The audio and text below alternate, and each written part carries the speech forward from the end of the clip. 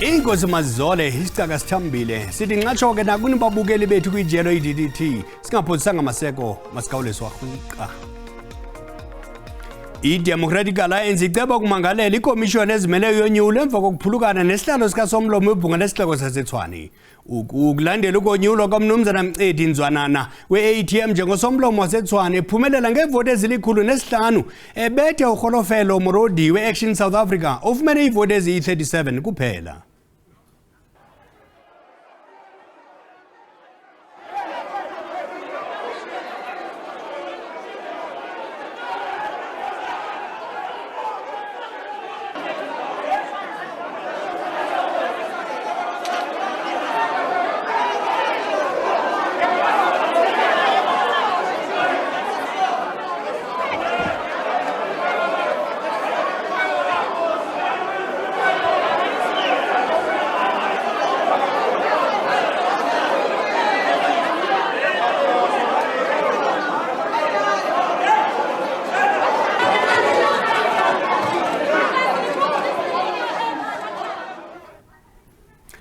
Sithi nxa kulo ndawo unozikhalazo wezempilo njengolwazi malharapuru mahoba uphakamise ukuba ithatyathelo amanyathelo zoluleko ingqwayingqwa yesibhedlele samanina nabantwana I-Rahima Moosa ugqirha noZiko Mkabayi ukukulandela uphando lukanozikhalazo ngezityholo zokuba oomama babelinde ukubeleka babelala phantsi ibhaxa kwesi sibhedlele. Unozikhalazo wezempilo ubhengeze ingxelo yophando lwakhe kunye nomphathi wezempilo ugqirha Joe Phahla ipitiyo lingalentsasa.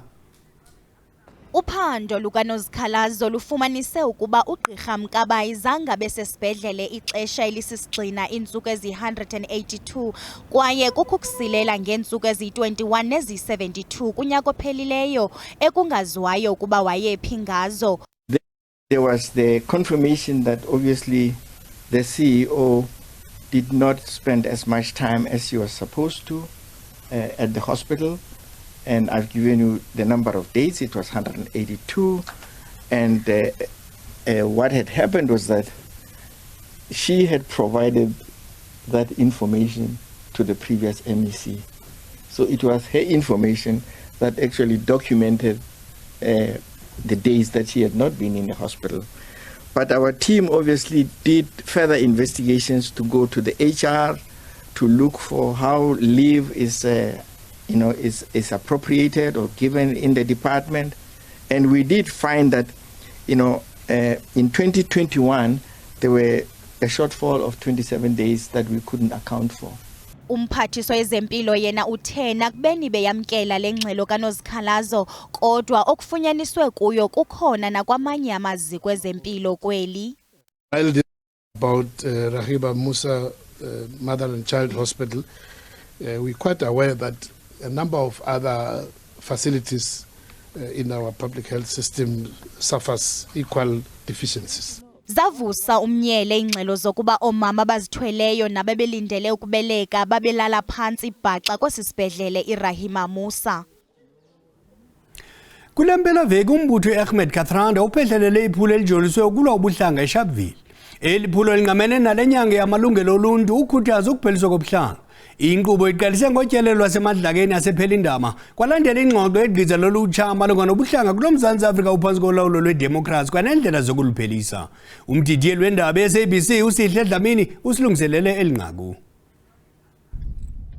Inhlangano elwisana nokucwasa kuleli Ahmed Kathranda Foundation yethule ngokusemthethweni umkhankaso wokulwisana nesihlava sokucwasa owaziwa nge-Anti-Racism Week. Lo mkhankaso osiqobolo sithi #UniteAgainstRacism uqale emathuneni asephela Iindaba nalapho bekhunjula khona izisulu ezingama-69 ezaphangalala kwisibhicongo saseSharpeville. Ahmed Kathranda Foundation launches Anti-Racism Week almost every year at this specific venue, particularly because the martyrs of the 21st of March 1960, who gave up their lives for the freedom of South Africans and who fought against the indiscriminate nature of apartheid and the racist laws that were the order of the day. This is an honor of their lives and their legacy. Emuva kokubeka izimbali Lo mkhankaso ube usubhekisa amabombo eSharpeville Human Rights Precinct nokuyisikhungo esiyisikhumbuzo salolu suku. Today we had very interesting conversations about creating a non-racial essay and implementing change and how to go about actually building a better South Africa for the youth. Racism into esibona each and every day into eyenziwa abantu nathi engathi into esenzayo ebantwini each and every day. Siyathemba ke ukuthi njengabantu abasakhula sizotshengisa ububele kwabanye abantu futhi sipheze ukucwasana kanye namagama ayiziswana kwazi sisonke siyalingana. Umbiko uSihle Dlamini wezindaba ze-SABC eSharpeville. Sinamukela kwakhona kwindaba zelijelo uyakwazi ukubukela kwakhona izindaba kwijelo le-YouTube uthi SABC indaba zesiXhosa. Kunqaku lokuqala sithe iDemocratic Alliance iceba ukumangalela ikomishoni ezimeleyo yonyulo emva kokuphulukana nesihlalo sikasomlomo webhunga lesihloko saseTshwane. Ukukulandela ukonyulwa kaMnumzana Mcedi Nzwanana we-ATM njengosomlomo waseTshwane ephumelela ngevoti ezili-105 ebetha ukholofelo Murodi we-Action South Africa ofumene ivoti eziyi-37 kuphela. Umasipala wasepulukwane eLimpopo ucimile umbane kumasebe karhulumente aphanzileyo ukuhlawulela inkonzo yombane. Ikomiti yeParlamente ejongene nezimali ityelele inhlaningi yamasebe kwiphondo apho amalungu ekomiti ngokwawo eqhawule isibonelelo sombane oya kwizakhiwo ezichaphazelekayo. Amasebe achaphazelekayo ephondweni aphanzile ukuthobela isivumelwano asityikityayo ngongahlawuleli inkonzo yombane. Ityala lombane lamasebe adlulileyo eshumini nezinye inkampani eziphansi kukarhulumente libalelwa ngaphaya kwe-230 million rand. Ngoku umasipala uthathe amanyathelo angqingqwa ukuhlawulisa lamasebe. We have identified those who are owing a lot of money, so we are coming here to switch off until they pay, so we'll restore supply once they pay. Ukanti namashishini angahlawuliyo kwisixeko aza kucinyelwa umbane. The departments combined with the government entities, they are owing the municipality around 252 million. So we have been negotiating with the departments since November last year.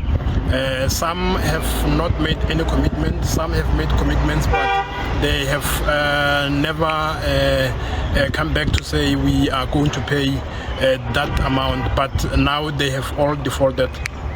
Liyavuma kambe isebe ukuba ukufeda ukuhlawula ityala lombane kuza kukhokhelela ekubeni kube mnyama tsu kwezi ntsuku zizayo.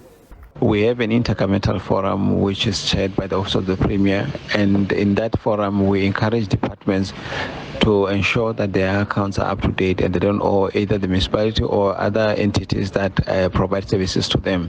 In this regard, we will still continue to review how much is being owed in our next forum and to encourage all departments to meet their obligations at the right time. Kusuku lokuqala lokucinywa kompane sihlanu sonke samasebe acinyelwe bham azibona sele duduzisa igenerator ukufumana umbane. Amakhulukhulu abasebenzi abaphansi kombutho i-SAMWU kumasipala waseVembe eLimpopo akugwayimbo lokuhamba ngonyawo lonwabo efuna ukonyuselwa imivuzo iqale ukusuka kunyaka 2017. Abasebenzi bakhalela ukuba umasipala wababekela bucala ngelixa wayizonyusela umanejala imivuzo ngo-6%.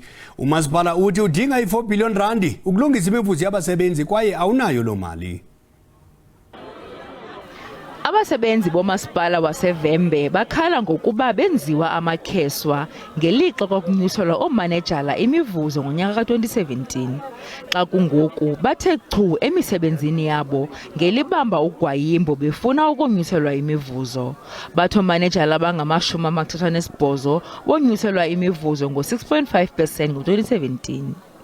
The employer must come up with a plan as to how they will implement that salary gap or they will address that salary gap. Zawela phansi ke inzame zombutho wabasebenzi i-SAMWU zokuthethelela amalungu okuba anyuselwe imali njengomanejala. We've been engaging the political management team, the management regarding this matter since then to date. So we are now doing this program that we are doing, that of working all of us here in Vembe District Municipality Head Office in order to force the employer to implement what they did to level 3. Umasipala uthi ngelishwa ayikho kwa imali kwaye akukho nethemba lokuba iya kuba khona okwangoku. The employer said, indicated that currently now the situation is that we it can't have a sufficient money or budget to pay that 5.6 to all employees of Medicine Municipality, which can be over 40 million rand. Umasipala waseVembe ngomnye wamasipala abenza umnqa ngokutyala imali ngokungekho mthethweni kwi-VBS Mutual Bank. Lo masipala wafaka imali engange-300 yezigidi zerandi kule bhanka yabhangayo. yi-22 million yerandi kuphela eyathi yafumaneka emva kokuwa kwale bhanka. Ngoku masithi tsigxada ngapha kwemida yeli.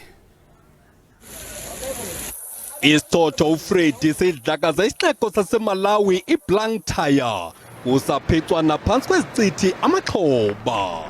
Bangaphezu kwamakhulu amabini abantu ababolekisana ngencina ezibhedlela. Esi sithotho sityekezele umsindo waso eMozambique. Qakatha qelele ePeru. Ibikwaseso imizi igutyungelwa ngamanzi. Imizi nentsapho ezingama-50 zibe ngamaxhoba esisishingitshane. Bangaphezu kwama-50 abantu abawelele kwelo isemkhulu bengayolelanga ukususela oko kuthe kwaqalisa izandyondyo zemvula.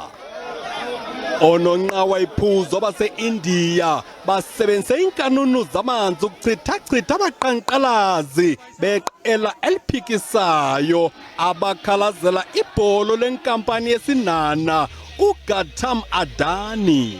Adani का महाघोटाला जो है वो दुनिया का सबसे बड़ा घोटाला है. Uthi sifuna kuphandwe ibholo likamongameli Modi no-Adani lokuzitaphela kwimali yeli lizwe. BJP का पैसा लगा हुआ है. Asiqwela ingqokoqo. Ingqwele zaseHollywood bezichula ukunyathela kumsitho wamawonga i-Oscars kule mpelaveki. And the Oscar goes to Kusekwe iqela lokujongana nemeko engxamisekileyo ukunqanda isithokumbe sempama kaWill Smith awayifaka kuChris Rock nyakenye. Lo mnyadala bubhexeshwa liqhula uJimmy Kimmel ityeli lesithathu. Qonqololo. Thank you again, each one and all. I'm so grateful to you. Good night.